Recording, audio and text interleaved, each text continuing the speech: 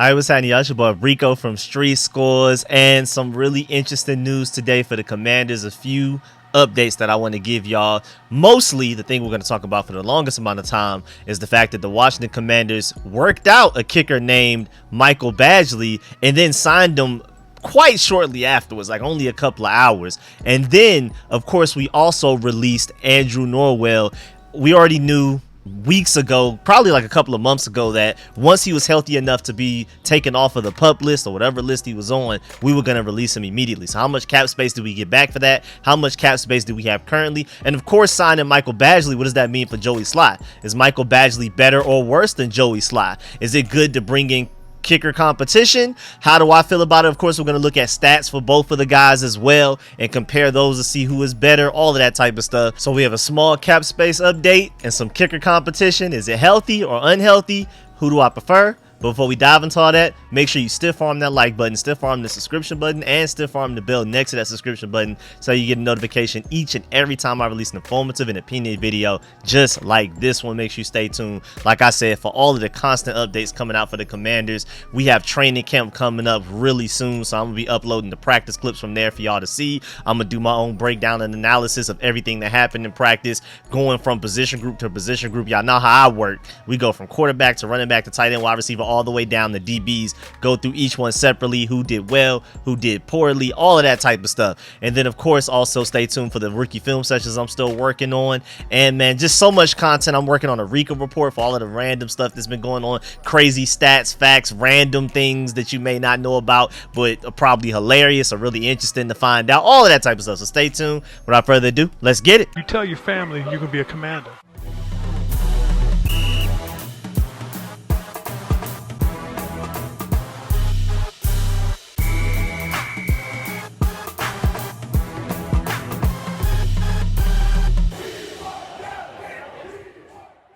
Man, I need to hurry up and record this video so I can catch this Justin Williams commitment between us and Oregon within the next few minutes. I think we got it, but I don't know. But most importantly, we're here to talk Commanders right now. The Commanders worked out kicker Michael Badgley, bro. He looks just like Tom Holland. It's crazy in the face.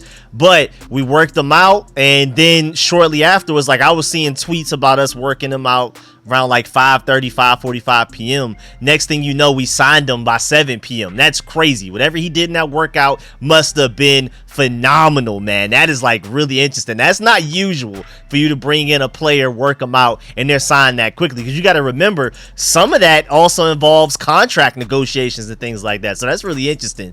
But he also has a really cool nickname, the Money Badger, instead of the Honey Badger. His last name is Badgley, so the Money Badger. I rock with that, man. I mean, I might call him Tom Holland, but either way, man, two cool nicknames to work with. But of course, man, this guy, first of all, was a surprise cut by Detroit, and you'll know why once we get to the stats. I mean, he was 20 of 24 on field goals last year, and now he's working out for us today. He will be kicker competition for Joey Slye. In his career, he's 94 of 115 on field goals and has made 100% all of his extra point attempts ever. And that's not something Joey Slye can say. But at the same time, he's 5 of 13 from 50 plus yards. That's like the positives and weaknesses there. This guy's more consistent, especially when it comes to extra points, because he's never missed them. But Joey Slye is better at making the long range field goals. Joey Slye makes us a little nervous when it's the easier ones, the extra points, the ones where we're on like the 20 or 30 yard line. But Joey Slye got it for the long range 50 pluses. This guy got it for under the long range, anything short range, things that you consider automatic, he's Mr. Automatic. So it's really interesting. We're gonna have a kicker competition in training camp, and honestly, now that's one of our most interesting competitions. I know the kicker position isn't the most interesting just in general, but if you think about it, who's starting at left guard? That's really interesting. Who's technically going to be our two kind of starting corners? We already know Quan Martin's probably going to be like our starting slot corner, but who's going to be the starting two outside corners? We have three really good outside corners: Kendall Fuller, Emmanuel Forbes, and Benjamin St. Juice. One guy was doing the best job you could possibly do against a Justin Jefferson, pretty much locked down AJ Brown. The other guy's out here getting pick sixes and is the veteran in the group, arguably the smartest cornerback out of the entire NFL, one of the smartest. The only thing he's lacking is just physical ability. And Madden loves him, Pro Football Focus love him. They have him rated very highly. And then the other guy's a first round pick with really long arms that, I mean, is literally the exact ideal build and play style to stop like a Devonta Smith or a Brandon Cooks, all of those quick shifty guys. He's the fastest guy in our cornerback room and all that type of stuff. So it's like, who starts between those three? Who gets the 2 starting spots? So you have left guard, the 2 starting outside corner spots. I mean, this is gonna be pretty hectic for a few positions on the team, but now kicker's easily one of the top 3 where we just don't really know. We don't have an absolute grasp on who's starting at left guard. I mean, even center's kind of a little confusing. We have a full grasp on tackles. We feel good about the wide receivers. We pretty much know what's going on with the tight ends, defensive line, linebacker for the most part, safeties for the most part. It's really left guard, 2 outside corner spots, and kicker now. Sam Howell is gonna win the starting QB spot. He already has it, like he's already ahead right now, and you would expect, if anything, for him to be a little bit further behind in the beginning and then past Jacoby Brissett. He's already past Jacoby Brissett, and he's not gonna let him catch up. I mean, just off the pure talent and potential, he's going to win that QB spot. I'm very, very confident in that. So again, to my point, kicker is now one of the more interesting training camp battles, where if you're defining interesting as we don't exactly know who's going to start there, though it's one of the top 3 for sure. And again, this guy went 24 of 28 last year for the Lions and the Bears, and that's why it was a surprise cut by the Lions, because this guy just really didn't miss much. It was like really interesting to see that he got cut. Whereas Joey Slye last year for us went 25 of 30 and was 4 of 6 from beyond the 50-yard line. But he struggled on extra points and missed 4. So again, comparing Michael Badgley to Joey Slye, Michael Badgley is literally is perfection from extra point and way more consistent when it comes to things within the short range, whereas Joey Slye is better long range, 4 of 6 from 50 plus, while Michael Badgley throughout his career is 5 of 13 from 50 plus. And they're pretty much equal on overall field goals, but again, that's where the balance comes from, because he makes more short range, Joey Slye makes more long range consistently, percentage wise. So it's just, I love the fact that we have 2 completely different type of kickers, rather than just having 2 of the same ones that just kick really far, or just 2 consistent extra point makers, but we don't expect them to make 50 plus yarders. I like the fact that we have Joey Slye for the higher ceiling, and then we got Michael Badgley for the more consistent. We'll see who wins by the time we get to the regular season. I'm really excited about this QB competition. Now, I do want to point out the fact that I do really like Joey Slye. And literally up until that final game against the Cowboys, I was completely confident in Joey Slye being our starting kicker for like our franchise, like year after year after year for the near future and all of that type of stuff. But then we got to that Cowboys game and he was missing some really easy kicks, missing extra points, missing like short yardage kicks and things like that, and it made us be like, okay, are you just having a bad day? Are you taking a day off? Or are you just not a good kicker? And again, throughout the majority of the season, I loved what he was doing from a kicker standpoint. One of the more confident, and one of the more, I guess the best way to word it is relaxing, because usually when a kicker comes out there, especially with what we've had to deal with for the breaking the goal for so long, a kicker goes out there on the field, it doesn't matter if it's a short yardage one or a long yardage one, we're just like, oh, here we go.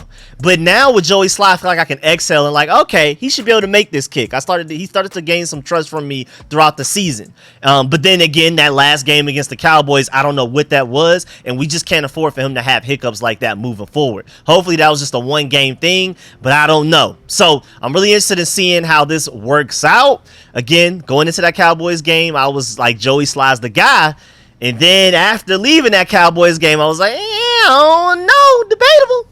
So we'll see how that goes. Again, just really excited about having just more competition in general. Feel like we need to bring in as much talent as possible to have competitions all around the football team. But again, going into training camp so far, I would say my top 3 battles are the battles for left guard, the battles for the starting 2 outside corner positions, and now kicker. Really excited to see who wins. And then also, before we get up out of here, the Commanders have officially released guard Andrew Norwell, and I feel like he got a lot more hate than he deserved last year. He wasn't great, but he wasn't nowhere near as bad as a lot of people said. And again, your best ability is your availability. point blank period. And Andrew Norwell was available. He started 16 games last year. The only game he didn't start was the final game of the season where we started Chris Paul. And I'm not even sure. I don't remember if Andrew Norwell is hurt or not, or if we just started Chris Paul because it's like it's the last game of the season. Let's see what we got into. You know, we started Percy Butler. He played a lot. We started Khalid Hudson at linebacker. We saw a lot of our starters like Cameron Curl, Jonathan Allen. All of those guys were healthy enough to play, but we were like, it's not worth it. Jamin Davis sat out. So we just gave a lot of the younger guys opportunities to show what they could do. So I think Andrew Norwell was probably even healthy enough to play every game last season. So somebody's going to pick him up. As much as we hate him as Commanders fans, especially a lot of y'all, and I'm not a big Andrew Norwell fan. I'm not trying to defend him or anything. And I'm glad that we moved on from him, but I feel like he receives a lot more hate than he deserves. I mean, he has some bad moments, but I think a lot of his bad moments were from where he was hurt. He started every game that he should have, but even sometimes he was hurt when he was out there, and that's where the poor play came from. But I think a fully healthy Andrew Norwell is a decent left guard in the NFL. But I am happy that we're moving on to Chris Paul. We got Sadiq Charles, who's technically our starting left guard, entering training camp, and you have Nick Gates as a backup when in doubt, especially if Ricky Strongberg can win that starting center spot over Nick Gates, who Nick Gates currently has that right now. So I'm cool with it, man. He has 127 total starts in his career. I mean, he's generally healthy. Somebody's going to pick him up and like him. There's a team out there that would love to have an Andrew Norwell, whereas I'm happy that the Commanders are in a situation where we don't need an Andrew Norwell and we prefer to go elsewhere. And then there's another team out there that's going to be happy to get him. That's just how the NFL works. One man's trash is another man's treasure. Now, releasing Andrew Norwell, he will carry on a $2.8 million dead cap, but technically he was a $5 million cap hit. So we will save $2.2 million.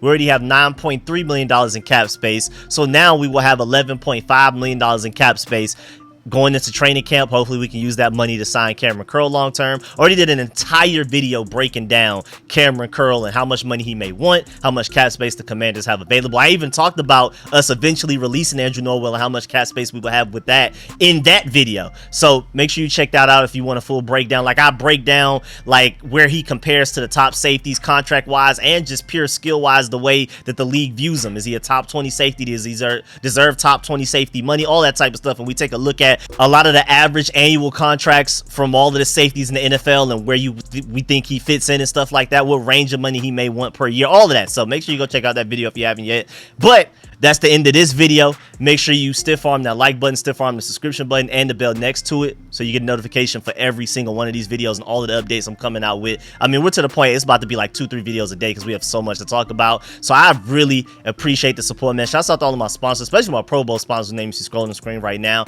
Again, really appreciate y'all. Please get in the comment section. Let me know how you feel about everything discussed in this video. Us signing Tom Holland as a kicker.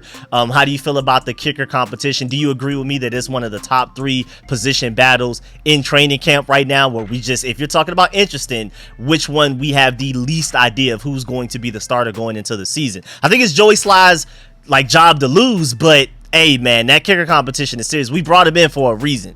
That was not just some play, bring him in for a workout and then sign him for no reason. We signed him. We're looking at him for real. So get in the comment section, let me know how you feel about that and the Andrew Norwell situation. So I'm gonna catch y'all later. I'm out.